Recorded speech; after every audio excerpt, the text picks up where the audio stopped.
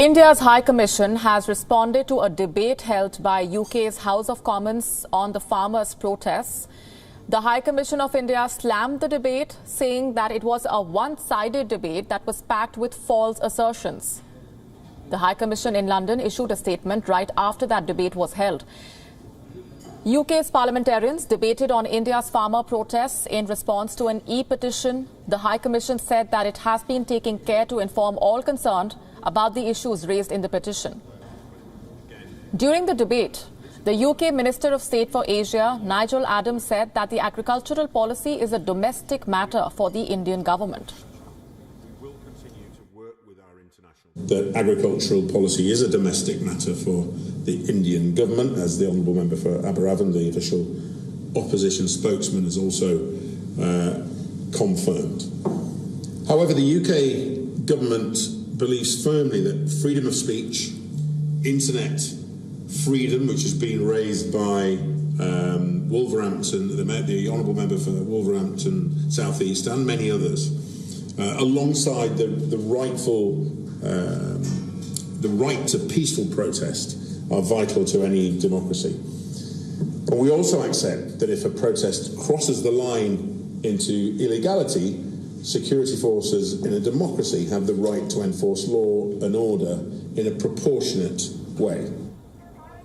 India's farmers are protesting since November last year, demanding that 3 farm reform laws must be repealed.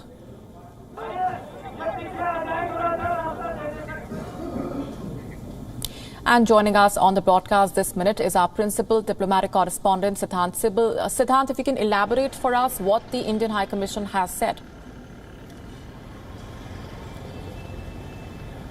Well, Molly, what the Indian High Commission said and highlighted is what the debate or the discussion saw was a one-side narrative. And that was, of course, pointed out in a sense. If we look at what happened, the conversation or the discussion happened in the Westminster Hall of the House of Commons of the UK Parliament. And this is not the first time that this thing is happening. In the past as well, it has been happening. Of course, the discussion, if you look at the almost 1 hour long discussion, it was by a certain MPs who had certain ideology. They were, of course, MPs of Pakistan origin as well.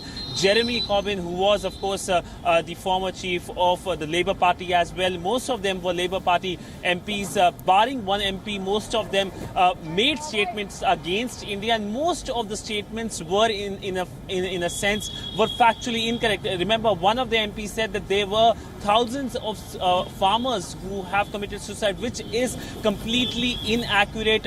But this debate or the discussion which happened had its certain kind of ideology to pander to certain kind of domestic audience. And of course, we know that the Indian reaction was expected as well. But interestingly, the British government also replied during the discussion which happened. As you pointed out, the Minister of Asia, Nigel Adams, spoke. What he spoke is nothing new, but what is significant that he reiterated that whatever reforms Indian government is taking on agriculture sector is India's internal matters, and of course highlighted the growing camaraderie between UK and India. We know that this year the British Prime Minister Boris Johnson is expected to visit India, and the Indian Prime Minister to expected visit UK not once but twice. And amidst this growing camaraderie in a post-Brexit world, we know that UK, of course, had to do a difficult balancing act, given the fact that it had to make sure that its relationship with New Delhi is important, while its